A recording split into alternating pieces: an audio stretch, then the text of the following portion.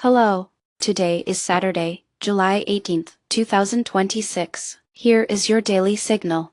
According to Fortune, the United States has reimposed a naval blockade in the Persian Gulf, intensifying strikes as Iran threatens to halt all Middle East energy exports and disrupt global oil flows. The U.S. and Iran have implemented blockades in the Persian Gulf since early July 2026, a region through which over 20% of the world's oil supply passes, making the Strait of Hormuz essential for international energy markets. Previous blockades led to notable volatility in Brent crude prices and caused delays for oil tankers, as major companies like ExxonMobil, BP, and Saudi Aramco, along with shipping giants Maersk and MSC, reported operational disruptions. On July 18, Reuters reported Brent crude spiked 8% to $102 per barrel, triggering immediate trading halts. Bloomberg warns that the International Energy Agency expects supply shortfalls if blockades continue past July 20, while Shipping News Network tracked 17 oil tankers rerouted away from the Strait of Hormuz. Near-term consequences include sustained oil prices above $100 per barrel, regional fuel shortages across Asia and Europe, and increased insurance costs for tanker operators, likely raising freight rates and consumer prices. In the medium term, extended blockades may prompt releases from strategic reserves and intensify diplomatic tensions as global commodity markets and inflation continue to feel the strain.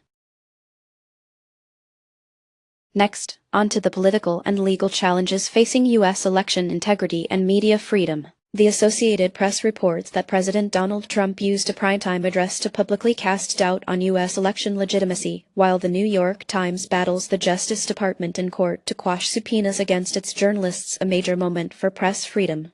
U.S. election integrity debates have grown since 2020, prompting state-level legal reforms amid heightened media scrutiny and misinformation. Court cases such as Trump v. United States impact voter laws and press protection policy, while social media platforms like Twitter and Facebook play a pivotal role in election information and censorship controversies.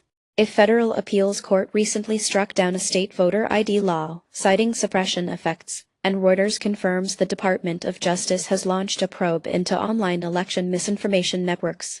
Near-term consequences may see litigation rise over voting regulations and ongoing public distrust in electoral systems. In the medium term, stricter regulation of social platforms and legislative reforms affecting both voter access and journalistic protections could reshape U.S. policy, with stakeholders' actions setting precedents for future electoral and media landscapes.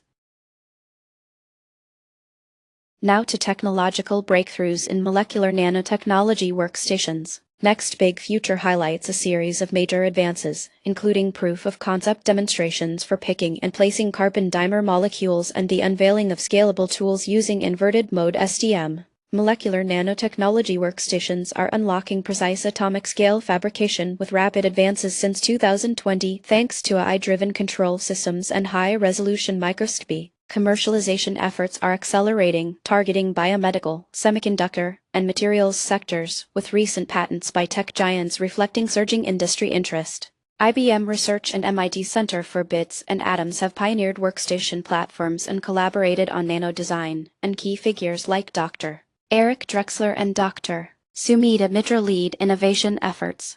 NanoFab Inc.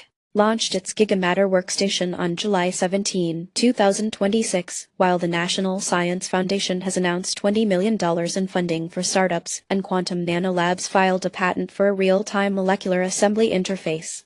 Early adoption is likely to speed up drug discovery and precision manufacturing within the next year, and medium-term impacts could disrupt traditional material synthesis, reducing costs by up to 30% for semiconductor fabrication. Broad commercialization looks set to foster new markets and transform skilled labor toward software development and system integration.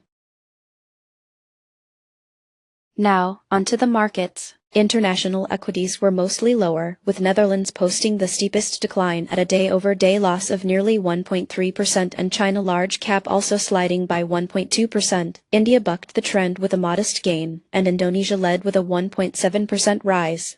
Commodities saw U.S. oil surge 3.9%, standing out as the top gainer in the group, while silver and gold rose just under 1% each, and uranium and lithium dropped by approximately 1%. Among favorites, Adobe continued its strong momentum with a day-over-day gain of 0.8%, while Nvidia fell by 2.2% and Intel slipped by 2%. The S&P 500 declined by 1%, led by losses in semiconductors, as stocks dropped 1.6%. Healthcare and finance sectors were also slightly down, but agriculture posted the best sector gain of 0.5%. The day's top market gainer was SHOT, up over 24 times, while QHUO Limited QH plunged nearly 100%. That's it for today. You can find more news and details on our website. Goodbye.